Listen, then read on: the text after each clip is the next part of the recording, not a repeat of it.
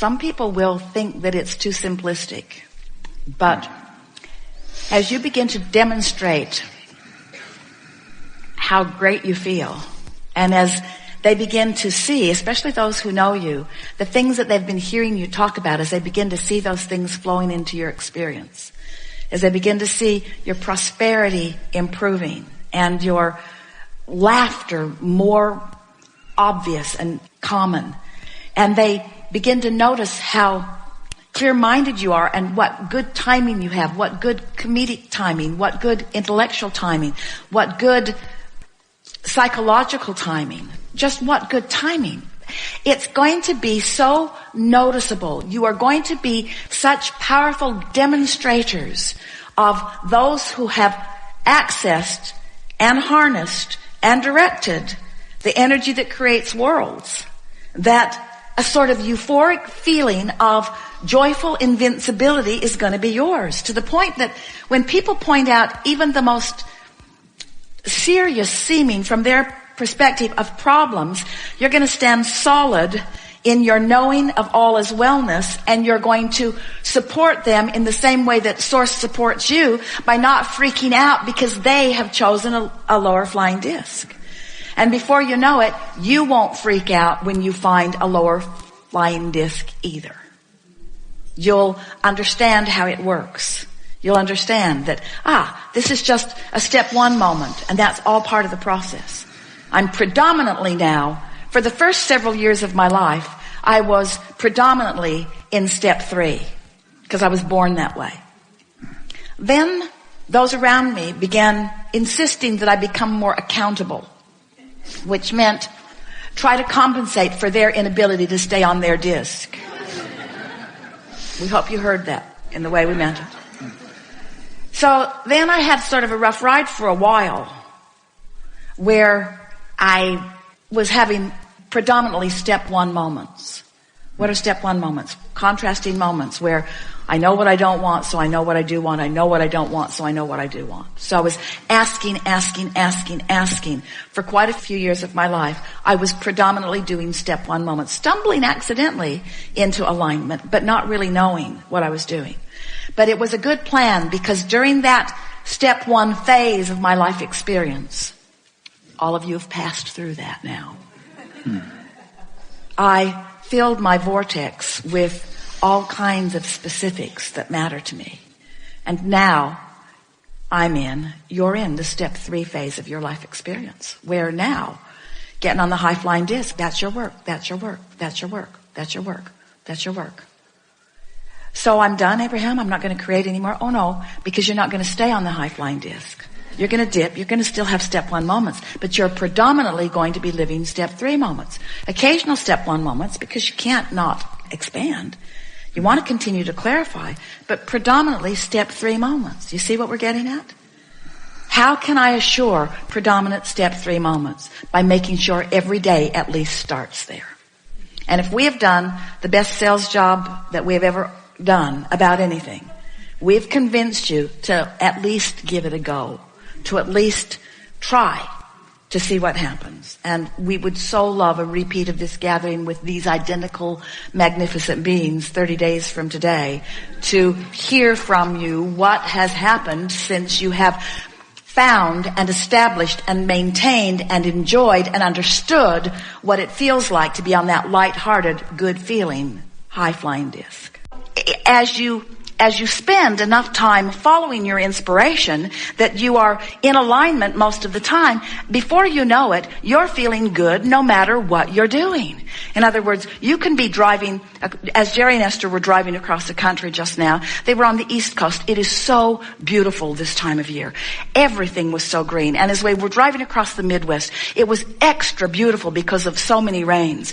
And so there's a tendency to now want to compare. Well, I only want to drive across the most most beautiful parts of the nation. Well, that's just not very logical. You're going to drive across the nation, you're going to see a lot of different things, and some of it is going to be more pleasing to the eye than others of it. Some of the freeways are a blissful experience. They're smooth, they're wide, the lanes are wide open. Some of the freeways are a bumpy, terrible mess. Some of them are under construction. Some of them, the barricades are so close that getting the monster bus down them is not really the easiest thing in the world to do. So what do? Do you let the conditions that you're living in dictate the way you feel, or do you become so flexible in your mind that you can find something to feel good about regardless of what the current reality is? And that's what we're talking about. So many people they insist that current reality keep morphing to please them, and it won't do it. That's why the older you get, the more you complain. If you are expecting the current reality to morph to please you, you have to find the decision within yourself that you are going to find pleasing thoughts. You're going to follow your bliss. You're going to look for it, and sometimes you have to look harder for it than others. Sometimes you have to be more determined to find it than others. Sometimes it's just easy. And those times that it is easy, they spoil you. Spoil you in the literal sense that they make you lazy about your own focus. Now here's the conversation that we've been waiting to have with you today. You begin to notice that the things that you lightly are contemplating are flowing easily into your experience.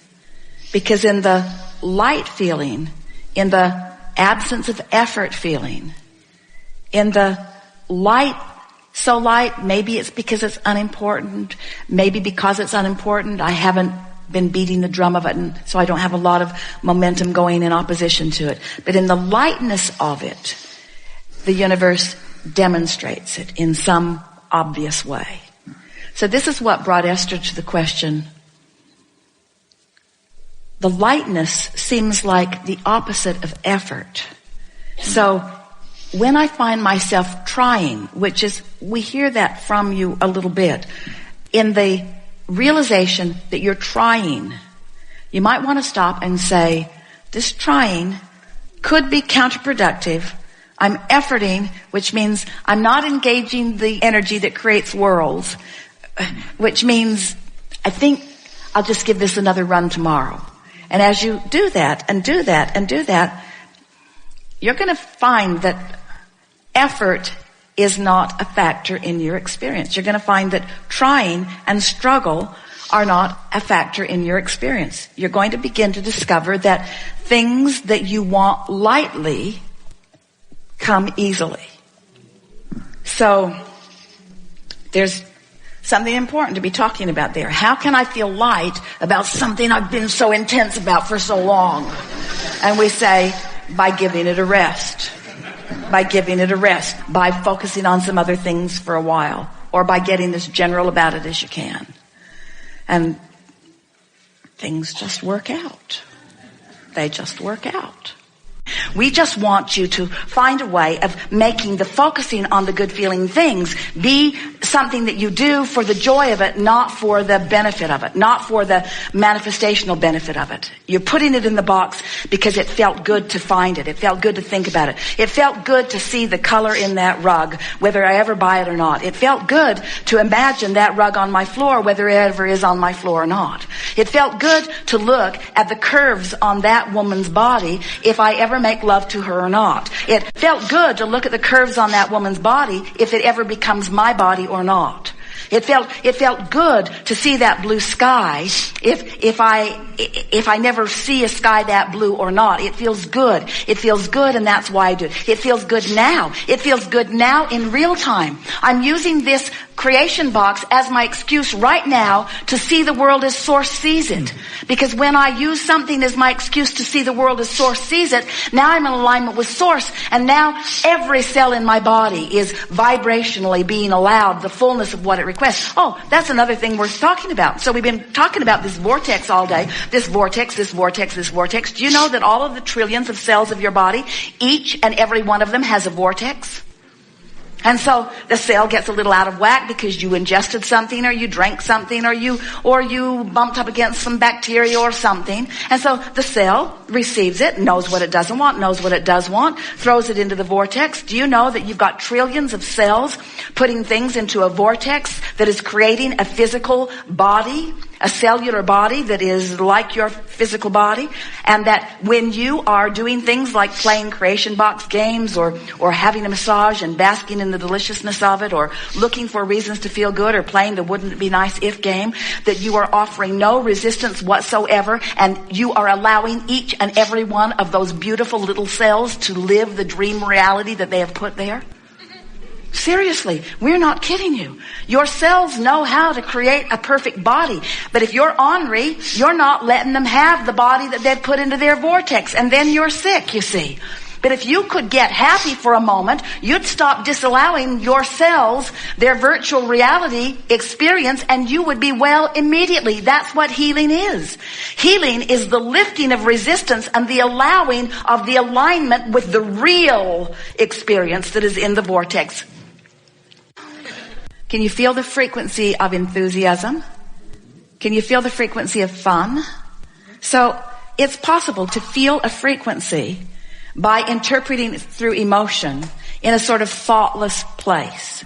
That's all we're asking you to do. That's the thing to do first thing in the morning. Wake up and enjoy the non-thought. Don't be too quick to try to figure out what this day means and where you have to go and what you have to do. Just give yourself, if you can, 68 seconds of just basking in the energy, in the non-action, non-verbal, even non-thought vibrational frequency. Just give it a chance and see what happens. And then watch how the thoughts begin to follow suit. It is our promise to you. Get that momentum going and you'll be off on the right foot. And as soon as tomorrow, you'll have a day unlike any other day that you've ever had. We're not kidding you. Give it a month and you'll feel absolute control of your experience. And when people see the difference in the way you feel, they'll say, "What are you doing?" And you say, "It's kind of hard to describe. I'm doing a lot less than I've ever done before." Well, what do you mean? "Well, I'm focused upon the way I feel." Well, what does that mean? It means I don't want to talk about this with you anymore. There's a really good chance you're going to talk me off my high-flying disc. Well, what are you smoking? Well, it's not like that. This is a non-drug high. It's a non-drug alignment. It's alignment that has always been there for me that now I'm consciously tapping into. It's alignment that I've been stumbling on all my life, just didn't know how to maintain it. Didn't know how to create it to begin with and didn't know how to maintain it. Now I do, so I'm doing a more consistent job of it. So I've got more momentum going. So I've got more airtime happening, more vibrational airtime, more attention, more verbal time, more stuff from me about those pipes that I want to keep open. What pipes are you talking about? Well, you see, there's this path of least resistance between me and everything else. And it's a path of least resistance between me and what I want, and it's a path of least resistance between me and what I don't want. It's a path of least resistance. And I'm just keeping the pathway open on the things that I care about. Well, how do you know the difference? Things I care about that I really want feel good to me when I think about them. When I'm focused upon what I want, it always feels good. When I'm focused on opposition, it never feels good. "Oh, seems too simplistic to me," they'll say. I know, it did to me at first. That's why I tried to make it harder than it needed to be. I made it harder than it needed to be for quite a while. And then who knew? I'm supposed to feel good. Life is supposed to be fun. I have endless unseen energies that have my back, who know what I want, who are pointing the way. I had no idea the leverage, the creative energy that was available to me until I started pointing it. Well, what have you accomplished with this? Well, I feel great. I know, but what else? Well, I just feel wonderful. Well, what else? Well, it's too much to tell. Well, tell me something. Well, I just feel great. I feel great. And mostly nice people are around me. And people who used to bother me aren't coming around. And some of them that used to bother me don't bother me anymore. And ideas come more easily to me. I'm more intuitive. I'm more clear-minded. The things that occur to me occur in better timing. So when I act on them, I get more immediate results. The things that I want are just flowing into my experience. My day-to-day moments are really exciting. I used to look forward to a vacation and kind of put up with everything before it. And now every day feels sort of like that vacation. I have that lighthearted feeling all day, even when you're at work. Yeah, especially when I'm at work, because I feel purposeful there and I feel momentum there. And there's this give and take thing that happens with me at work.